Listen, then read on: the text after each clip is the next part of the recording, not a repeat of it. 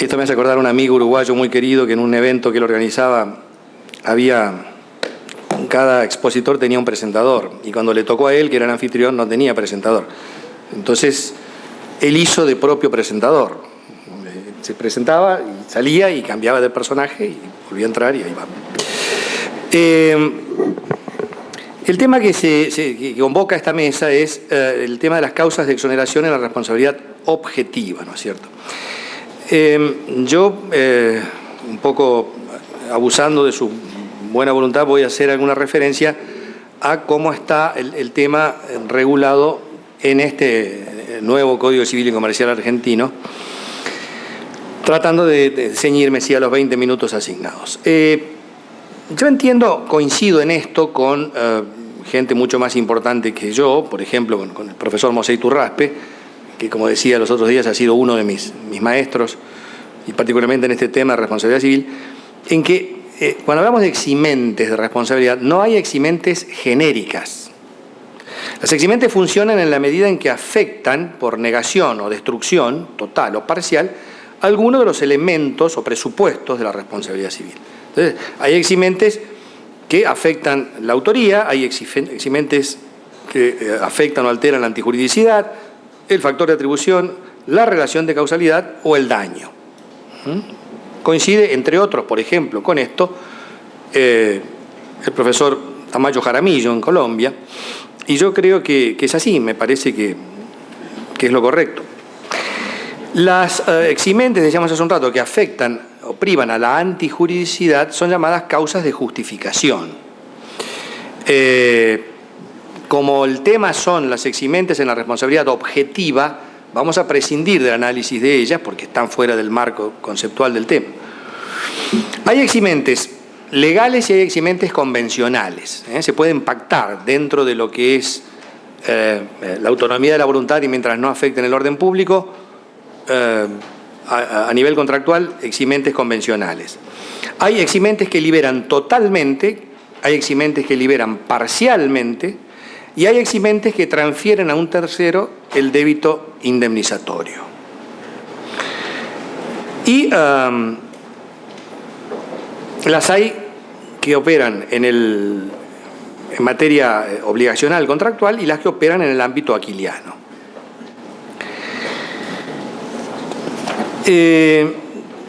Yo tengo para mí que decíamos anteayer que hay una declinación claramente en la responsabilidad civil de estos tiempos de la antijuridicidad y de la culpabilidad como presupuestos estructurales. No es que no sean presupuestos, pero no tienen la fuerza que tenían en el siglo pasado. Y esta menor relevancia de la antijuridicidad y de la culpabilidad ha producido consecuencias a nivel de eximentes que me parece que se pueden señalar. Hay una reducción de eximentes por licitud o autorización administrativa de la conducta que resulta lesiva. Por ejemplo, en mi país, y imagino que en Costa Rica acá también, la Ley General del Ambiente, la que regula la responsabilidad por daños al medio ambiente, claramente dice que la responsabilidad es operativa aunque haya autorización administrativa para realizar la actividad contaminante, lo cual, de alguna manera, nos está diciendo que la eximente por ese tema se achica mucho.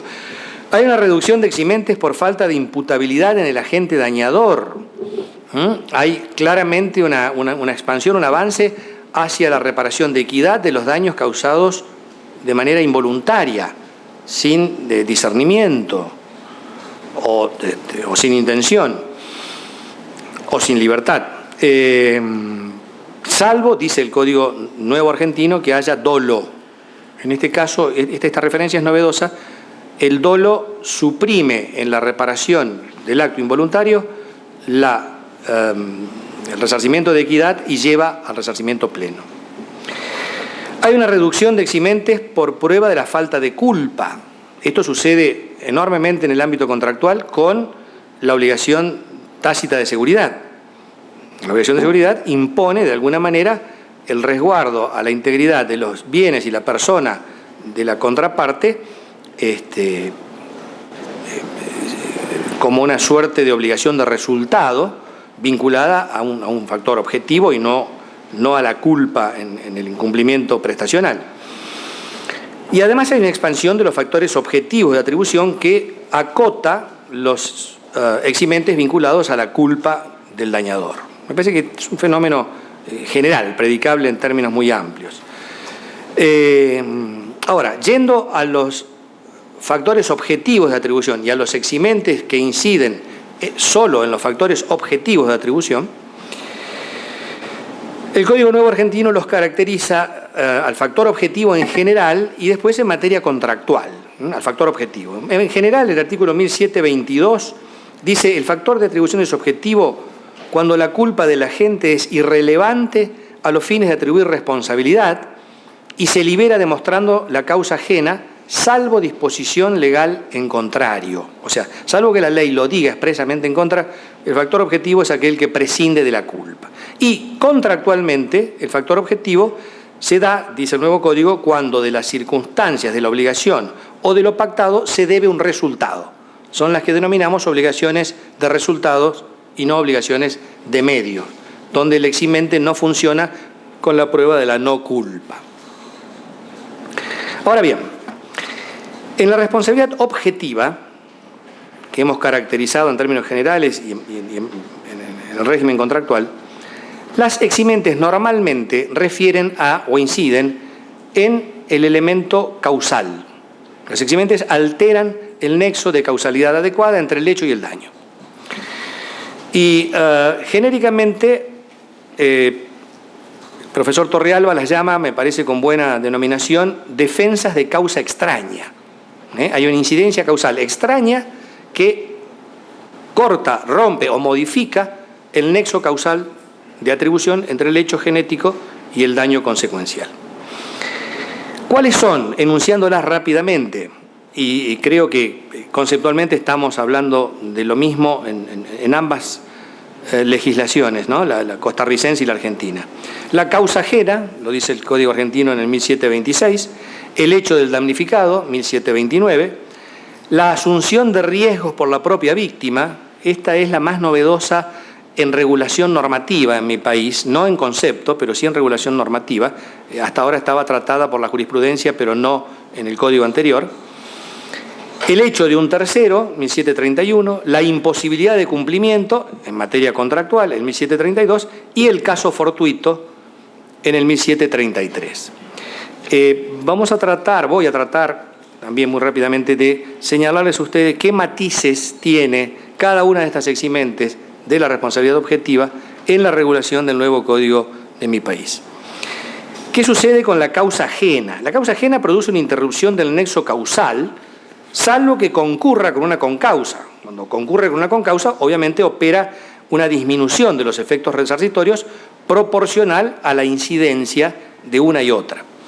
Esto es importante que esté así regulado porque todavía hay criterios en la Argentina que consideran a la causa ajena como eximente operativo solo si rompe absolutamente el nexo causal, solo si es excluyente de la causalidad adecuada. Yo esto, siendo juez, teníamos un criterio divergente con uno de los colegas de sala y siempre que me tocaba disentíamos, porque yo entiendo que hay posibilidad de concurrencia cocausal en la causa ajena, que reduce, pero no excluye, la responsabilidad del dañador. Ahora lo dice expresamente el Código. Opera en supuestos de factores objetivos de atribución presumidos por la ley o por la voluntad privada, si es contractual. La conexión causal debe ser evaluada conforme a las pautas de la causalidad adecuada, lo decíamos hace un rato, según el 1726, y se resarcen las consecuencias inmediatas y las mediatas previsibles, con una salvedad interesante en el nuevo código. En materia contractual, las consecuencias por las que se debe responder son las previstas al contratar, pero si hubo un incumplimiento doloso del deudor, o sea, voluntario, se computan también las consecuencias operadas al momento del incumplimiento. O sea, el dolo del deudor incumplidor hace que deba no solamente las consecuencias previstas al celebrar el contrato, sino las consecuencias operativas al incumplir el contrato. ¿Qué sucede con el hecho del damnificado? En el Código Civil argentino el hecho del damnificado funciona en los dos ámbitos de responsabilidad, aquiliano o contractual. El hecho excluye o limita la responsabilidad, al igual que la causa ajena, salvo que la ley o el contrato dispongan que se requiere culpa o dolo y no el mero hecho causal. Este es un tema que yo supongo aquí también se ha debatido. En Argentina generó un debate que de alguna manera ya había empezado a diluirse antes del nuevo código, porque había una disfunción normativa, había dos artículos en el Código Viejo, uno aludía al hecho de la víctima y otro a la culpa de la víctima. Entonces había criterios que decían, no, el mero hecho causal no alcanza, tiene que haber un reproche conductista, tiene que haber culpa. Pero entonces cuando el hecho es de una persona que carece de discernimiento, el menor que se escapa de la mano de la madre y se cruza inopinadamente cuando el auto va pasando y el coche lo atropella, no tiene incidencia causal. En definitiva, el criterio del Código es, basta el hecho de la víctima, aunque no sea imputable como culposo, salvo que la ley o el contrato requiera en ese caso la culpa. Esto tiene que ver con la autoría material, no con la imputabilidad jurídica. Por eso me parece razonable referirse así al hecho del tercero. Por ejemplo, Torrealba dice en su obra que puede materializarse este hecho del tercero por incumplimiento de la víctima del deber de mitigar el daño.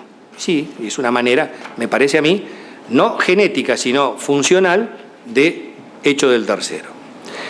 En materia contractual, por ejemplo, fíjense ustedes, la mora del acreedor, prevista en el artículo 886 del nuevo Código, es causal de eximición de responsabilidad del deudor. Aquí están invertidos los roles, pero el hecho del tercero acreedor incide en la responsabilidad del deudor, incide positivamente. El tema de la asunción de riesgos por la propia víctima. Usted, doctor, me va a manejar los tiempos, me avisa cuando falten 5. El tema de la asunción de riesgos por la propia víctima me parece que es la causal de eximición de responsabilidad más novedosa, más interesante, más fecunda y que más hay que trabajar, porque es la menos consolidada. En la doctrina judicial de mi país, la asunción de riesgos como regla en base a criterios consolidados de la Corte Federal no aparece como un eximente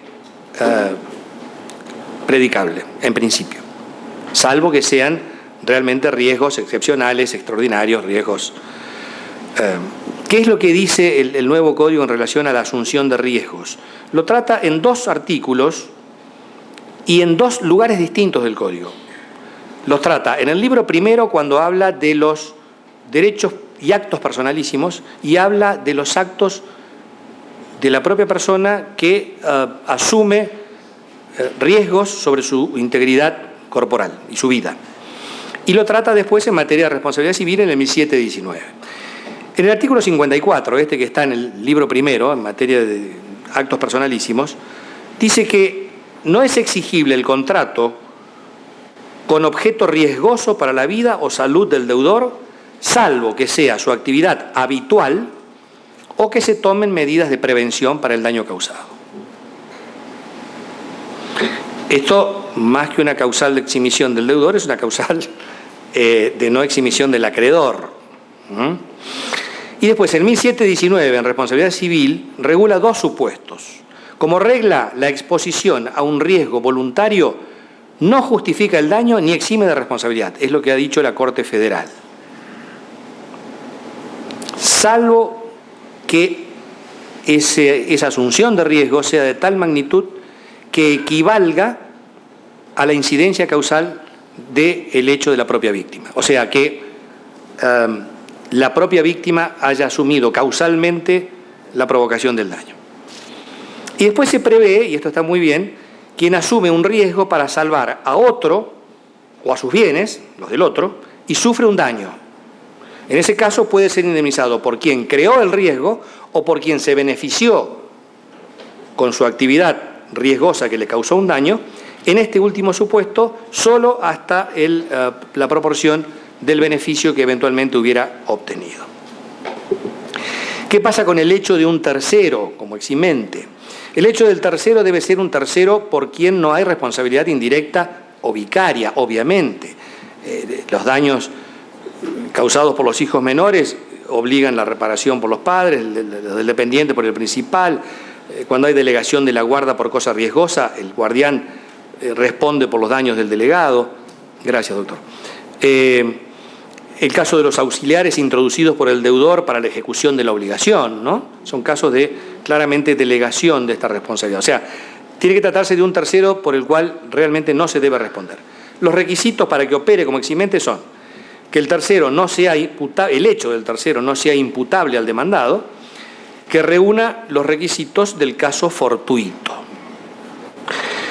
La imposibilidad de cumplimiento es una eximente de rango contractual, no aquiliana claramente, pero está enunciada dentro de esta integración de responsabilidad civil contractual y extracontractual.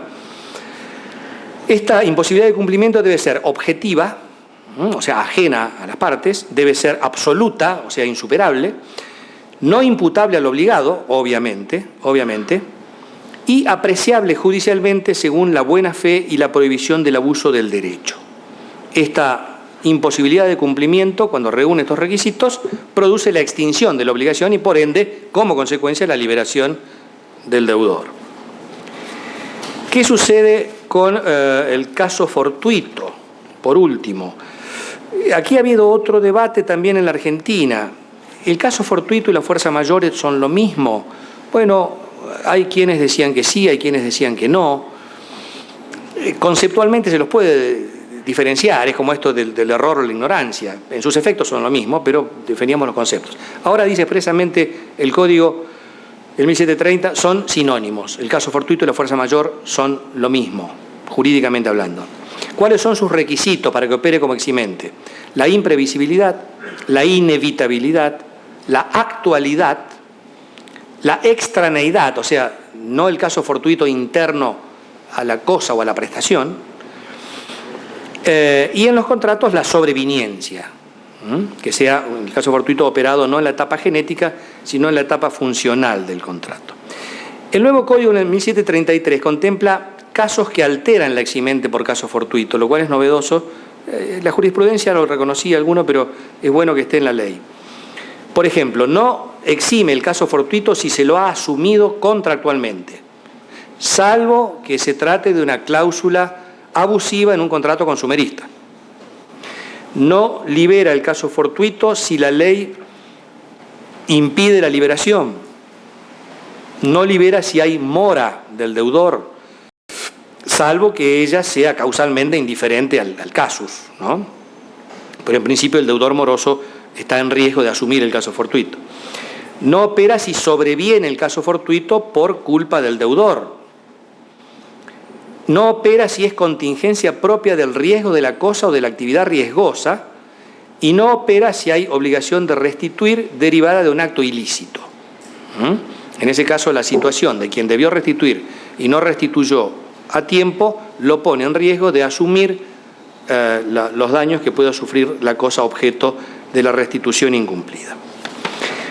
Por último, y cerrando el tema, el Código Civil y Comercial de la Argentina contiene referencia a la carga de la prueba de las eximentes, cosa que también es importante, también es novedosa a nivel legislativo.